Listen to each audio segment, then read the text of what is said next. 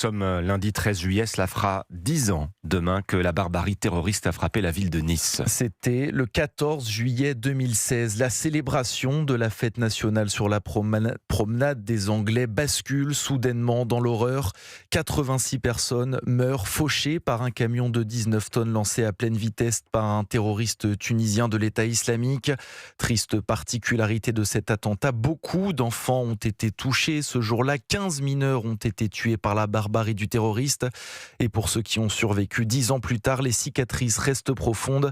Frédéric Michel a rencontré ces jeunes rescapés qui tentent de reconstruire leur vie pour Europe 1. Lucie avait 14 ans ce soir du 14 juillet avec sa maman. Elle remonte la promenade quand le camion fauche tout sur son passage. Les deux femmes ne sont pas blessées, mais 2 ans après, Lucie s'effondre et accepte pour la première fois de voir un psychologue à l'Enval, l'hôpital pour enfants de Nice. C'est une grosse partie de ma reconstruction. J'y allais 1 à 2 fois par semaine au début, suivie par une seule psychologue qui me suit encore aujourd'hui. On a fait un travail incroyable avec elle. Elle m'a bien réparée.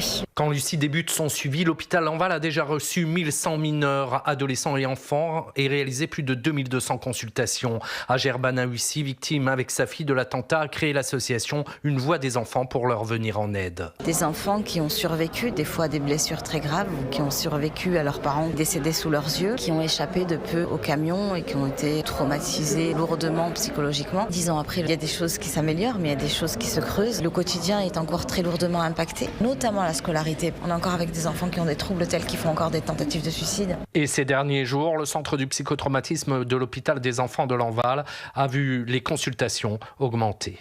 Frédéric Michel, correspondant dans le Sud-Est pour Europe 1.